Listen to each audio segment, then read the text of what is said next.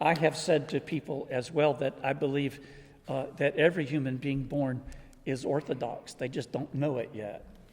And so, I mean, if our teaching of Orthodoxy about the nature of what it is to be human is correct, this is not a sect of Christianity. This is a description of what it looks like when God is gathering together in one all things in Christ Jesus, as he says in Ephesians. And this is what he's working to bring us towards, not some sort of denominational existence, but to the fullness of our humanity, which is, when we translate it correctly, Orthodox meaning right glory.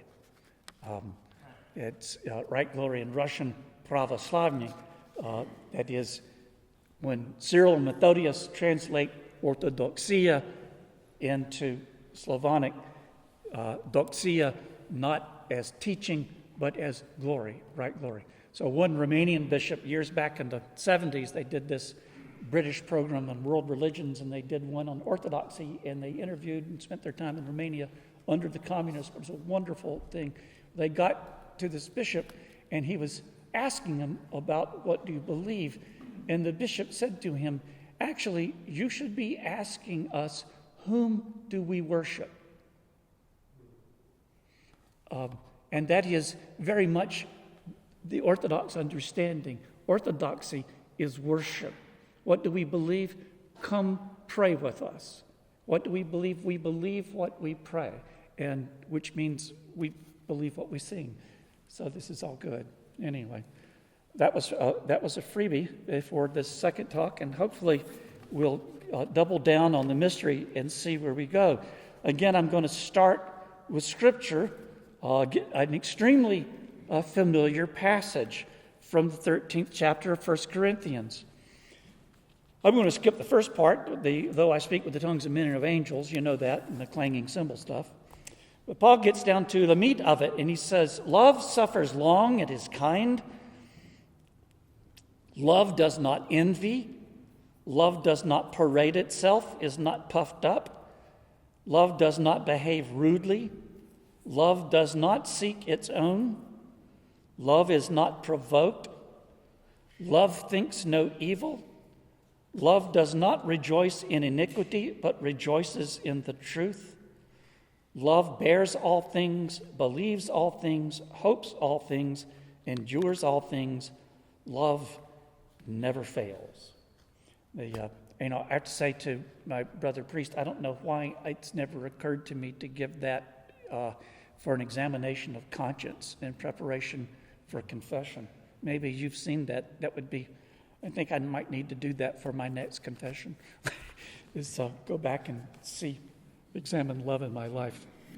It's interesting to me, this chapter, 13, is the very heart of St. Paul's first letter to the Corinthians. They are a troubled church. They are a messy church. They are a divided church. They are an arguing church. They're so orthodox. And it's all these things. And so Paul writes in this letter. And the church, this is the very heart of things, and it's in the heart of his chapters on the church as the body of Christ.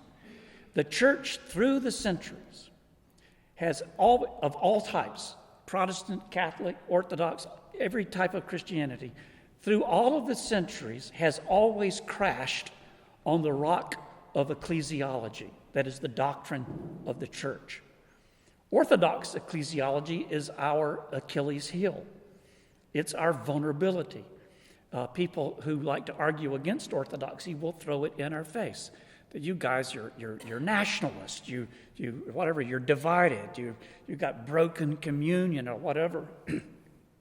And that's like, to me, it's like saying to a husband and wife, you argue. Yeah. When Father Thomas Moore started the mission in Macon, Georgia, his companion was at that time the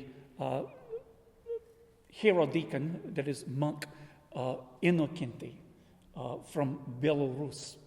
Innocent is very Belarus. Not, I would say a Russian monk. Niet, Belarus. So he's from Minsk. And the two of them had been in seminary together, and they go down, they're going to start this mission together as brothers down in Macon, Georgia. And so they start the church in Macon. And Father Thomas said every time he would do anything, Innocenti would criticize him bitterly. And you've not been criticized until Innocenti criticizes you. He was the deacon at my service of ordination as a priest. We're riding in the car going to the ordination that day, and I'm my usual self, just chatterbox, talking away. And he says, turns to me, goes, "You no talk, you just pray." So don't talk. So that was Innocenti. But so he says to Father Thomas, said, "Innocenti, every time I do anything, all you do is criticize me. We were going to come to Macon together as brothers and serve together and start this mission, and all you do is criticize." And Innocenti says, "What do you think brothers are for?" So anyway, he's true Orthodox. Another one of my favorite quotes from him was, "You Americans, you talk about miracles like you don't believe in God." So I like that one. That works well. But Paul, at the very heart of this letter to a troubled church, comes into this chapter on love. Now, we've taken this chapter on love and turned it into like romance, and you can write folk songs. Everybody maybe wrote a folk song with this, singing at a wedding with flowers in your hair, all that. But the church through the centuries has always crashed on the rock of ecclesiology. As I said, it's our Achilles heel. Orthodoxy is designed in such a way that it actually only works by love. I mean, there are efforts. I won't criticize a patriarch too much, but, the temptation would be to have a patriarch in charge of all the other patriarchs. I think we tried that. It was called Rome. And, it is a more effective organization, but it's not the church. I mean, it's not how the church is meant to do. The church only works by love. Even Rome will say, he who presides in love. I mean, I'm quoting St. Ignatius of Antioch. But love can be difficult if you also have, burn people at the stake. That's a difficult thing. And Orthodoxy has gotten that wrong sometimes too. And so we have this problem in which, for instance, one patriarch gets into an argument with the other patriarch, which happens all the time, and we do what's normal for Orthodox is we break communion over it if we can't get it settled out.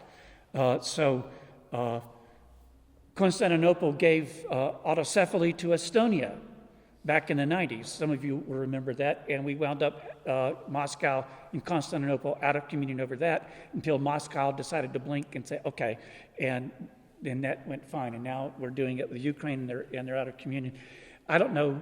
The war has complicated that. And I don't know if they'll get it settled before we get to. We may need to get 2 new patriarchs to, in time work that out. These kinds of things happen all the time. But as Orthodox, this is how it works. And what does love look like? Love looks like the one cup. In the liturgy, the book of the liturgy, the first line in the book directed to the priest is that, first of all, the priest must be at peace with everyone before he celebrates the liturgy.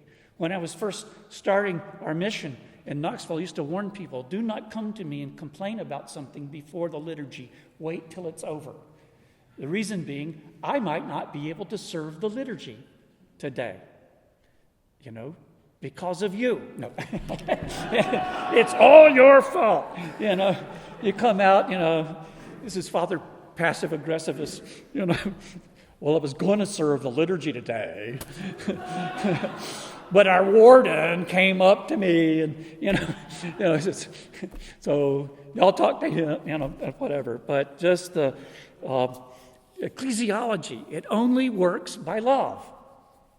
And the fathers of the church in the Holy Tradition established it such that the bishops have to maintain our unity in the bond of peace.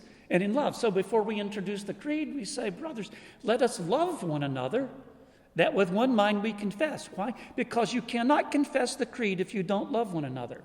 You can say the words, but you cannot confess the creed. It will not have the wholeness it should have if you're not at peace with one another. So Forgiveness Sunday, which is practiced for all the other Sundays, and the people you need to ask forgiveness of, because we have to say this thing together, and it's love. And why do we kill each other? Because we don't love. And so we have this terribly vulnerable ecclesiology and orthodoxy.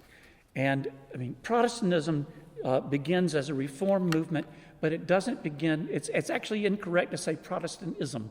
There's always only ever been Protestantisms. It was plural from the beginning. There was never a Protestant church.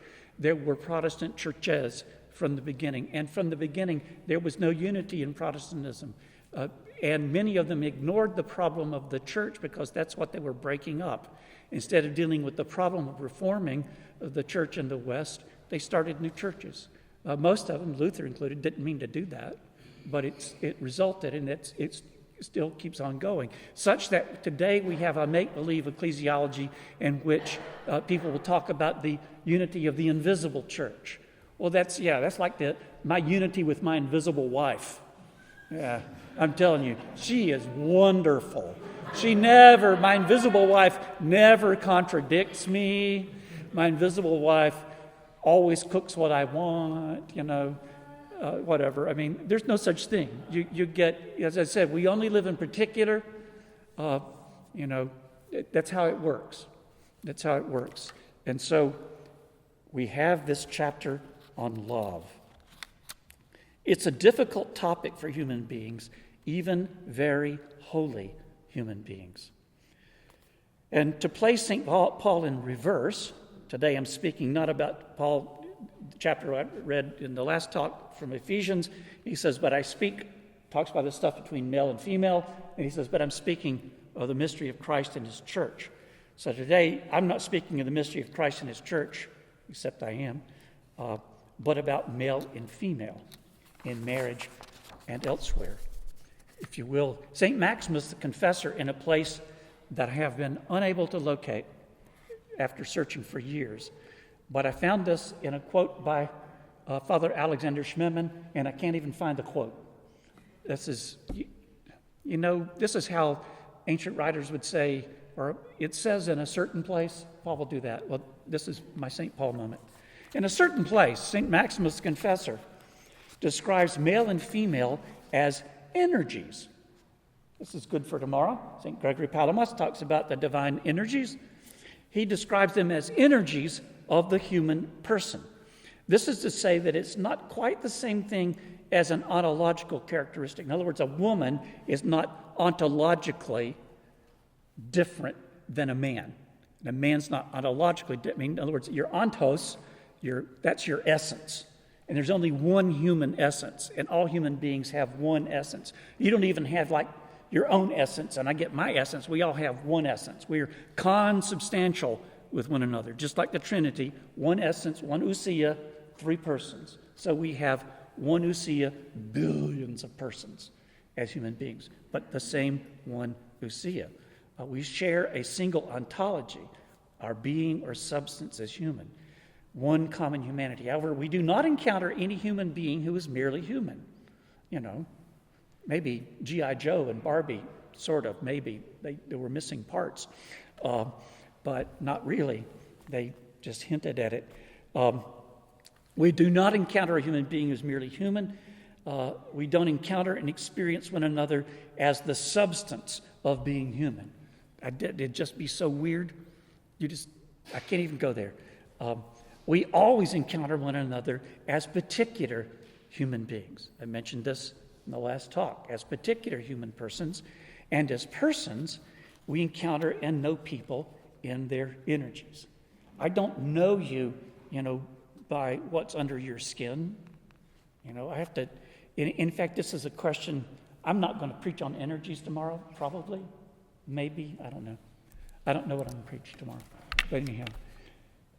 Energies, I live in Oak Ridge, Tennessee, And in Oak Ridge, Tennessee, you say divine energies, and you're thinking Department of Energy, and glowing in the dark, nuclear power. And, that's what we do up there. We build your bombs for you. And I always tell people, you have to keep Oak Ridge open because someone has to know whether you cut the red or blue wire. And that's part of the lore that we keep alive up there. But we also defend your computers. We have a computer defense place up there. I don't know where it is, but it's there. We have some guys at the parish who work there, and that's all they'll tell me. In encountering, when we say energies, the Greek word is probably better translated as simply doings, actions. And ergon is a deed, a doing thing, and an energon is like it's the doings. And so when we say we know God in his energies, we mean we know God. In fact, the church fathers, St. Dionysius especially, when they talk about the divine energies and they talk about we know God, they mean especially God in his work sustaining the universe. That the good God is at work in all things for his goodness, and that I exist. When you say to me, I don't know if I believe in God, part of me, if I'm being very patristic about it, wants to say, do you believe in your existence? If you do believe in your existence, why, that is evidence of the existence of God. You didn't come out of, he sustained you. How do you think you exist? You only exist because he sustains you. You're not self-existing. The universe isn't self-existing. In fact, the more you do particle physics, the closer you get to realizing there's hardly anything there. What sustains it? God sustains it. This is his divine energies. And so when we encounter one another, there's a way of doing human. And generally speaking, dangerous, generally speaking, there's two ways of doing human, male and female. They are energies of a human person. But because they're energies of the human person, when I'm doing, male, it's Stephen.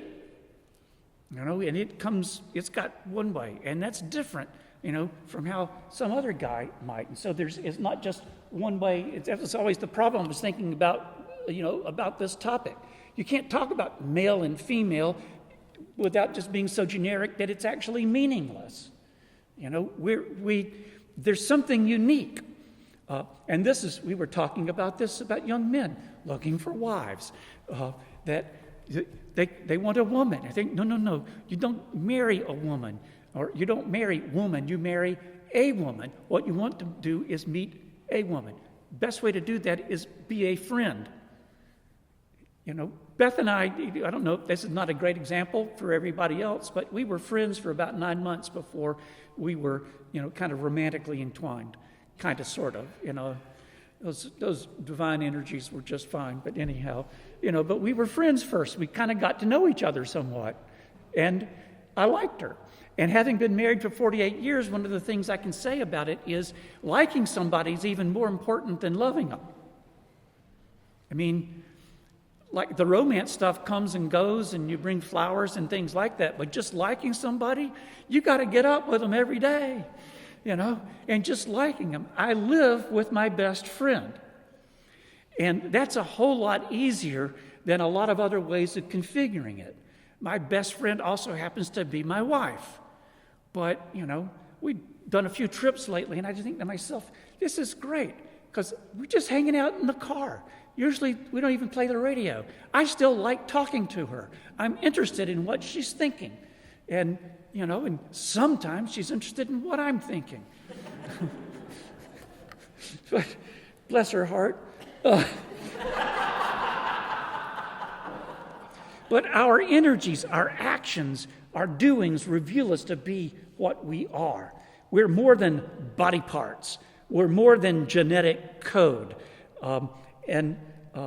An effeminate man, and that actually comes up in the New Testament, an effeminate man is not behaving as a woman, nor is a manly woman behaving as a man. We never get that quite right, and that's probably one of the complaints when somebody is doing that and sort of, doing, there's that internet star guy that's kind of doing woman over the top, and it's really kind of embarrassing. I've never met a woman that acts like that. No woman could act like that. On the other hand, Danny Kaye and Bob Hope would dress up and do that woman, and we've seen that. It's pantomime on Broadway or something, but it's not. And I understand that there may be issues and stuff they're dealing with, but that's not being a woman.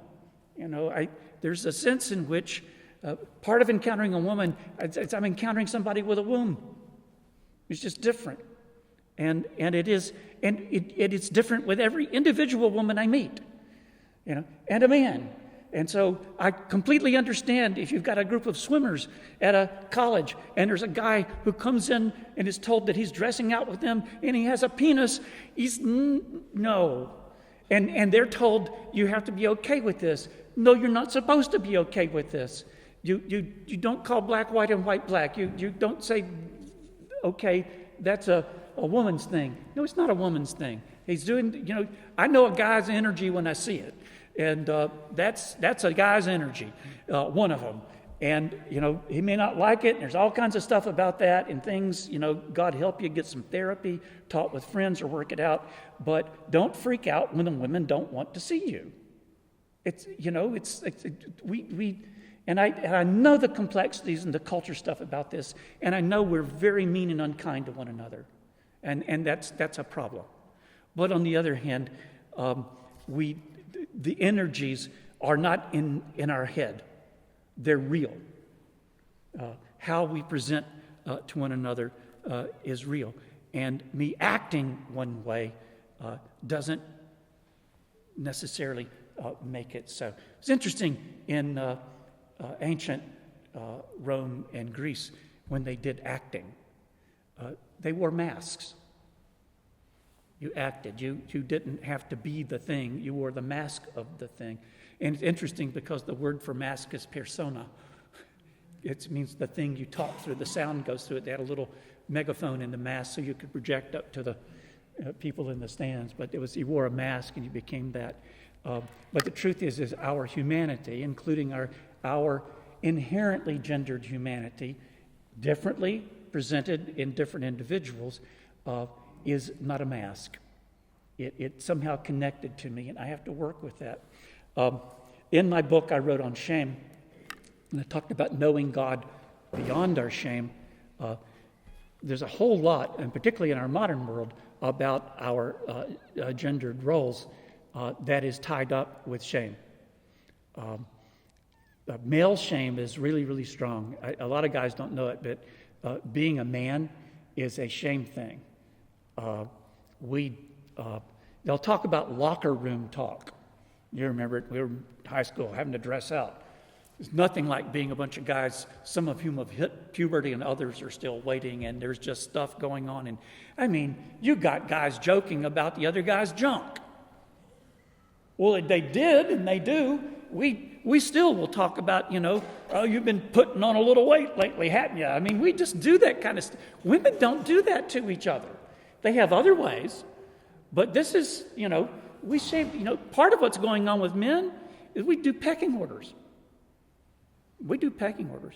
Back in my Episcopal days, I had an assistant priest who was a woman, and I remember taking her to a clericus, that is a group of the clergy for the Knoxville area. And we went to the meeting. It was supposed to be a Bible study, and we're driving in the car on the way back.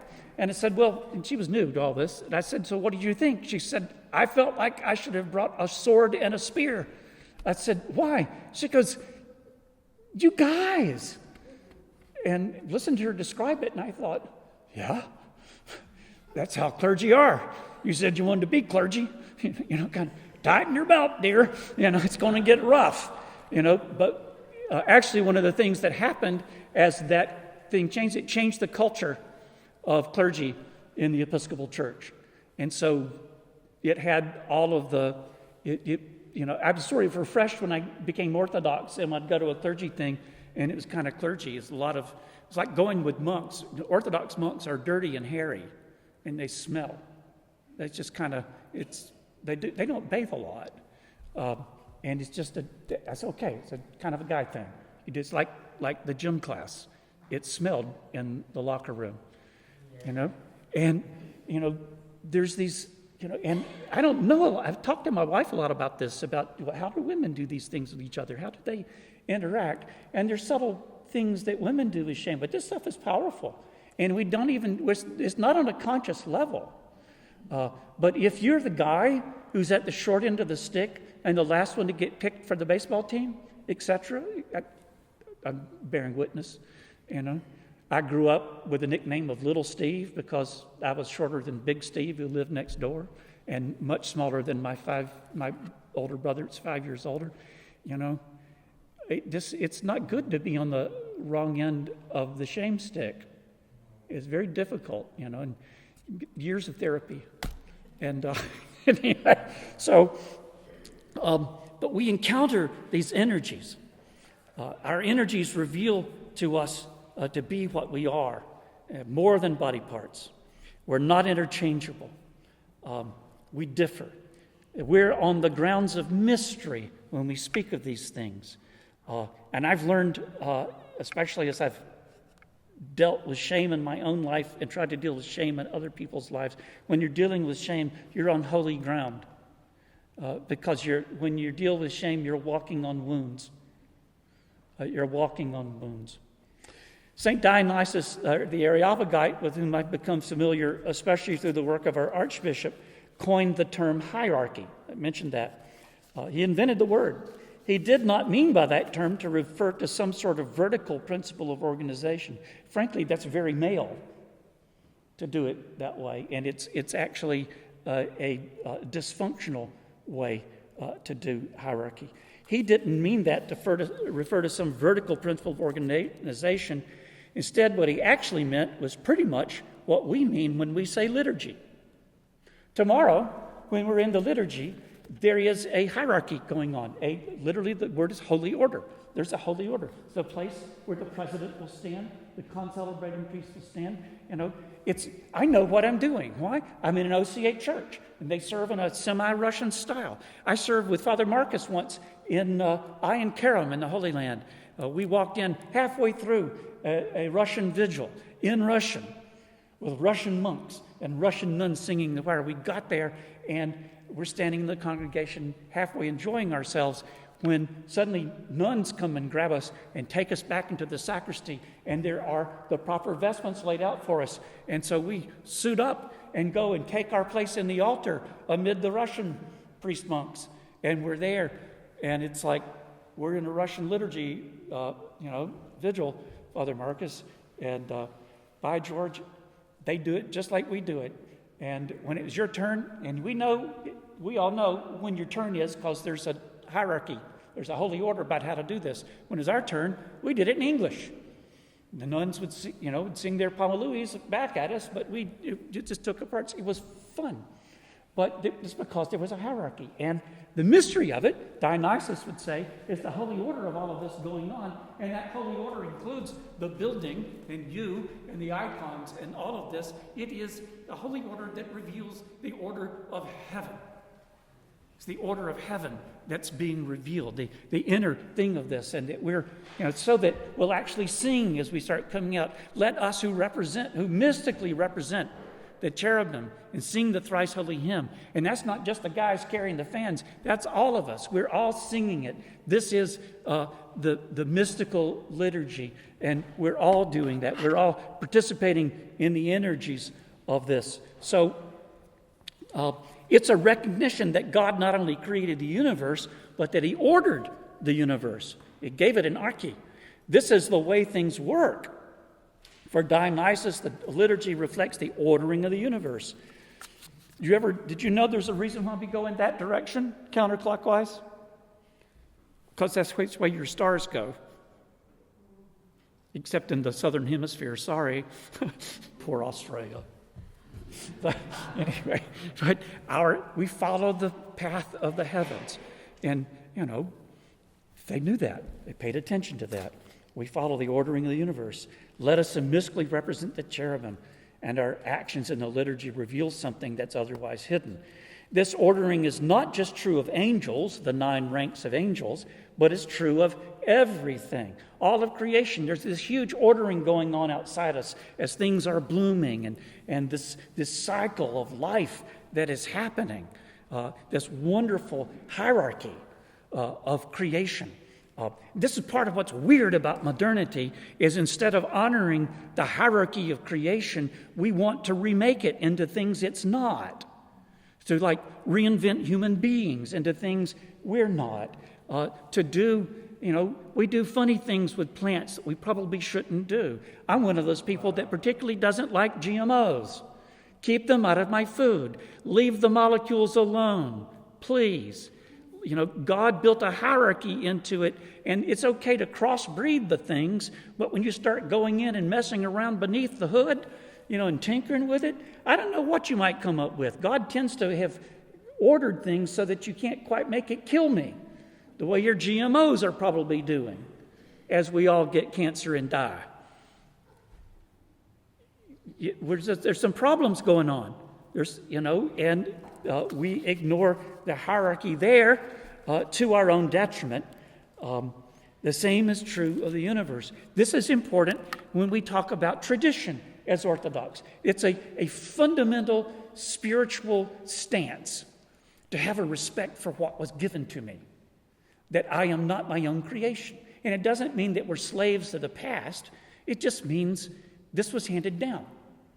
This was handed down to me from a whole lot of other human beings. I come from a long line of human beings, and some of it's been messed up along the line, and we have to pay attention. There's a discernment goes on in that.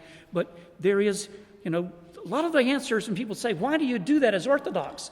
The answer is because that's the way we've always done it. And that's not a wrong answer.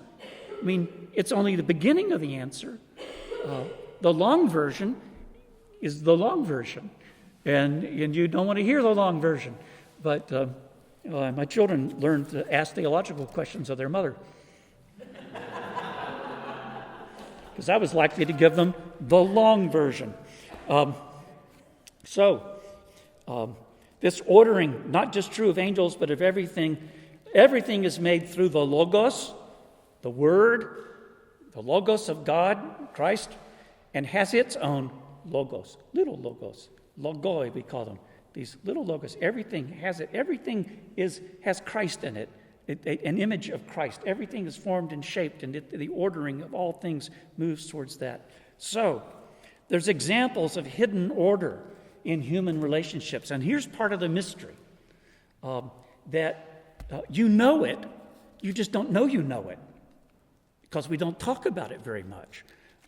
I tell people that learning to know God, to believe in God, is like learning to ride a bicycle. How do you learn it? You get on and you fall off.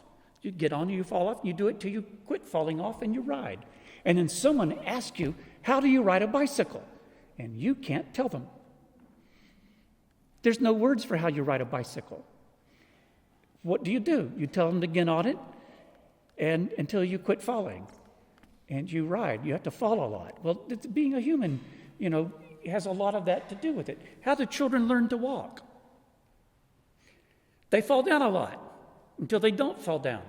It's so much fun. I love watching kids do that, And they just, the falling down, not so bad. But anyway, sometimes it's really funny falls. But just learning to walk and just being amazed at this thing. Well, there is a learning about the universe into which we've been created and placed in our relationships with other human beings. And sometimes we get that wrong. You get into an organization. When I went off to seminary, I think there's 3 organizations in our culture: seminaries, medical schools, and law schools. All 3 of them have their origins in the Middle Ages. And all 3 of them are extremely hierarchical. I knew it in seminary, and we had, you could tell the ranks of this, that, and the other, and the dean, and it was, my seminary was very British. All this stuff, very British, had funny names for everything. But you had to learn the hidden lines. Sometimes a workplace can have that. I went to work, when I first became Orthodox, I worked in a hospice, home hospice office, and went out to visit the dying. But when I got there, the first week I was there, it was an awful workplace. There were tensions, there was anger, lots of times unspoken, but it was there. And I just thought, what is this? And I thought, I don't know what it is, but Stephen, you're a priest. You need to act like one. And so I decided to be cheerful and kind and just do that. And it turned out there was another woman in the office who picked up on it and started being cheerful and kind. And within a couple or 3 weeks, there was someone that turned out to be the uncheerful, unkind person that was causing all the torment in the office. And I don't know if they moved her somewhere else or they fired her, but after she was gone, we had peace. We had joy. It was, something was going on. And, maybe you could have a consultant come in and they tell you things, but there's just that the dynamic was wrong. How do you talk about these dynamics that come around? How do you describe them? Well, there's dynamics with male and female. And a tricky thing in a culture is, because cultures actually have to teach this, where part of it's born into us, but most of it's learned. And so culture's part of it. And if that changes or breaks down, we get it wrong a lot.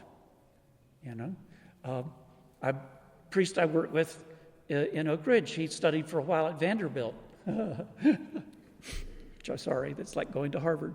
Anyway, he was in a class, and someone called him down and told him he was a cis white male and his opinions didn't matter. Well, you can't have an education if that's how the hierarchy is going to work, that cis white males don't get opinions, that whatever you've inherited something from your ancestors, and, you can't do that. And you can drive a little boy crazy trying to find his way if those are the sorts of rules he's running into. But we frequently get these things wrong. Sometimes male-female culture can be brutal. Men can be rude. Men can be rapists. Men can be all of these things. We can, and there's things historically that are troubling. And someone has said that the greatest role of civilization is to civilize young men, because if you don't, they're violent. Why? Well, I guess Jordan Peterson would blame it on testosterone and some other things like that. It's our inner lobster or something, And so it's it's dangerous, and civilizing them. I mean, I said we had 3 girls and 1 boy. The first 2 children we had were girls. So I made a quick decision as our daughters were coming along that we weren't going to spank. I told my wife why. I said, I can't hit them. She said, why? I can't hit a girl. She said, why? Because it's how I was raised. You cannot hit a girl. You cannot hit a girl. It's just it. Shoot me, but I can't hit you. It's just how it is. I can't do that. So I'm not spanking these girls. We'll figure out something else, but I can't spank them.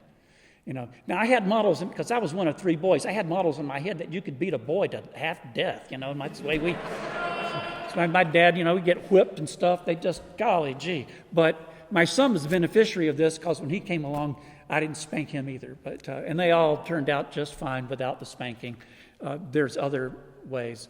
In fact, a mother can do it really well. No, sorry. Just one look. That's all it took. Yes. So, but these learning to read these things, learning to read it, parish life. I served as dean of Appalachia for a while, and some things I did well, a lot of things I didn't do well. But it's interesting is you're kind of working with crisis in a parish, and in small missions, there's always a crisis or something going on.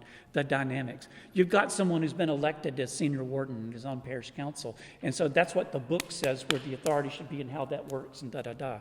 But there's actually someone perhaps not on the council that if they don't agree to it and support it, you ain't going to work. There's just unofficial authority lines in parish culture that can be there. And it can eat you alive. I know I needed to fire a scoutmaster one time in a big Episcopal parish where I served. And I went to several people in the parish who had nothing to do, any authority line whatsoever with the scouting, except I knew they cared a great deal about the scouting program, and they were deeply cared for in the parish. And I went and met with each of them separately to tell them about what the problem was and what I needed to do, and that I needed their support. and got their support before I acted. Why? Because being the rector, that's on paper.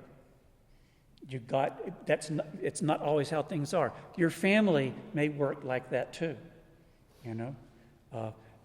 we had a lot of dysfunctional things in my family growing up, so that there were things you asked Dad, there were things you asked Mom, then there were things you asked Mom to ask Dad, and all kinds of things, and these dynamics. We first got married. I went out when I was working in a band in a bar out on Pleasantburg Drive, students at Furman, but I was working in this bar.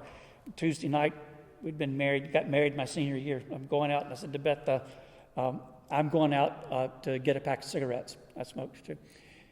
And she said, no, you're not. And I thought, whoa, wait a minute, what's this?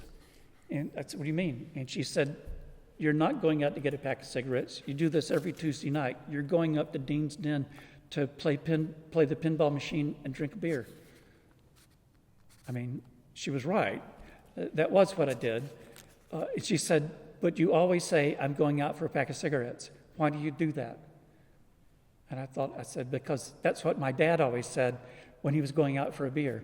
Because you never said, in our dear Baptist home, I'm going out for a beer. You didn't say that. We all knew it, but you never said it. And she just basically said, we're not going to play Jim and Nancy. I thought, great. I'm going to go play the pinball machine and get a beer. I'll be back later. And I did, and it was fine.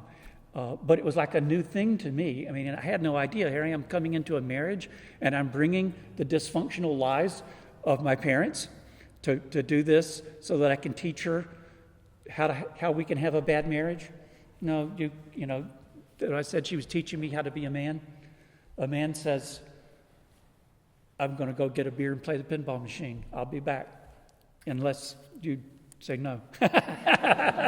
In which case, yes, dear, I'll stay home and do the dishes.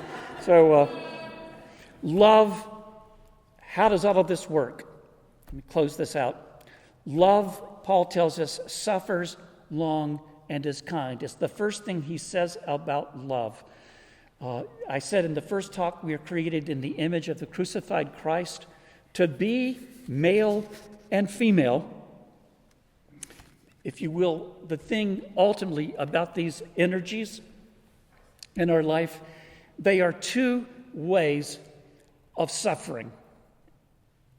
What it means to be human. There is a way, and there's a huge variety of ways to suffer as a man. There's a huge variety of ways to suffer as a woman. But the problem with our culture is our culture can't talk about suffering very well. We don't talk about suffering very well because we oftentimes have a pleasure ethic that everything, self-fulfillment and all of this is about happiness, the pursuit of happiness and all like that. And in fact, we don't do a very good job of teaching people that they're going to suffer and how to suffer. And then we do a very bad job on supporting people in their suffering. I remember when I served a large parish, we had 120 deaths in the 9 years I was there.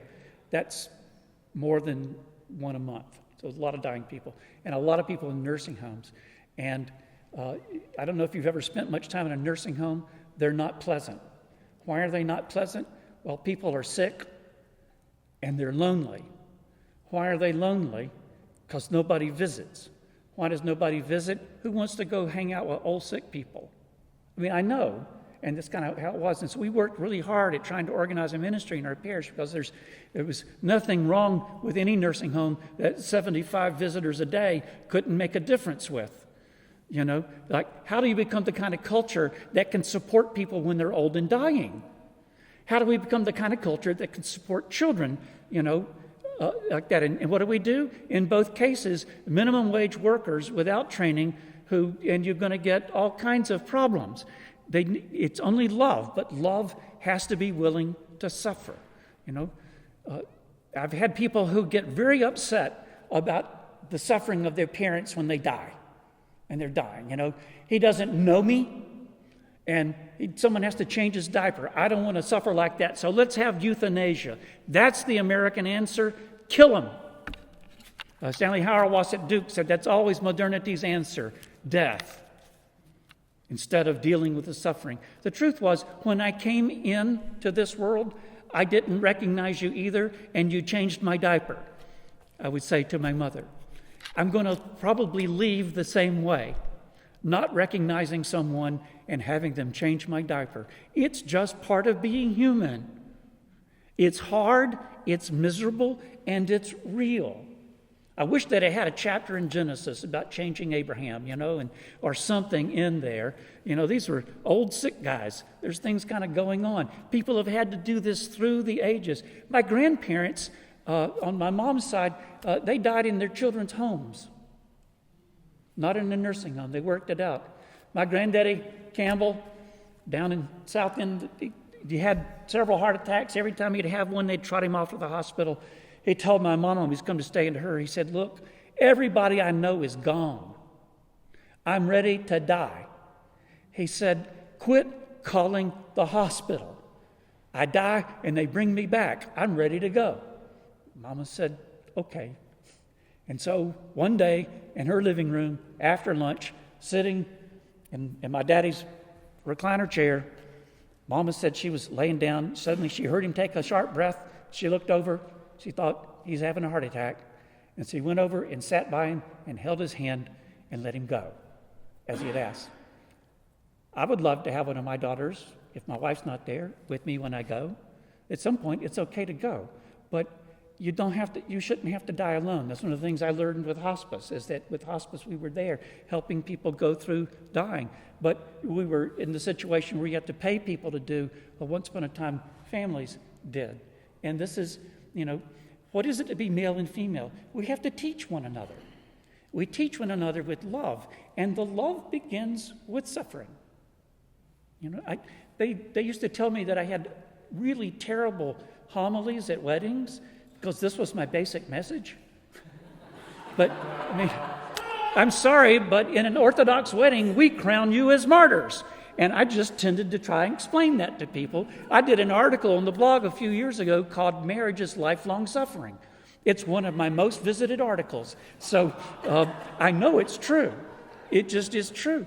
And if, you will say about the Western traditional thing, in sickness and health, in whatever, all this, I promised all that stuff.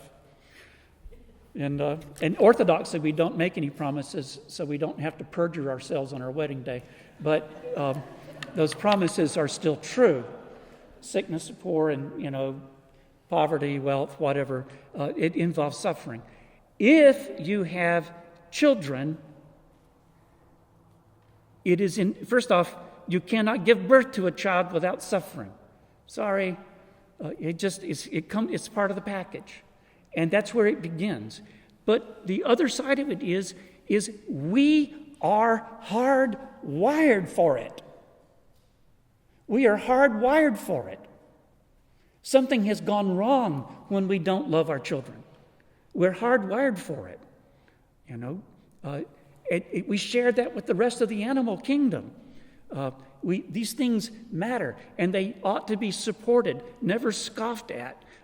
Never ridiculed, never treated like some secondary choice that you gave up your career, now you've got these rugrats. I mean, gee whiz, nobody ever at their deathbed said, I wished I'd spent more hours in the office. What do people talk about on their deathbed? They talk about family. They talk about friends. They talk about relationships. This was what mattered. This is what matters. And relationships are hard. We suffer. We offend. We have to forgive. This is why Paul takes the church into the lesson of love. Love suffers long and is kind. Love does not envy. Love does not parade itself, is not puffed up, does not behave rudely. I remember messing something up once as my first year as an Orthodox priest, had to do with a wedding. And I had to self-report, and I called the bishop to tell him this mistake I'd made. And Archbishop Dimitri, of blessed memory, he said to me, Father Stephen, he said, whenever there's a question about a marriage, call me first. And then I'd explain to him what I'd done and why I'd done it, and it was pastoral, da-da-da. But anyway, his response to it was, you and I will have to bear this one. He could have suspended me in the situation.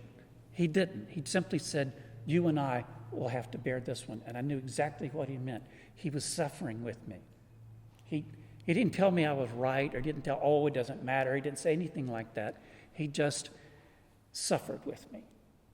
That's when you hear some of us talk about him the way we do, that's because he treated all of his priests like that, whether we deserved it or not.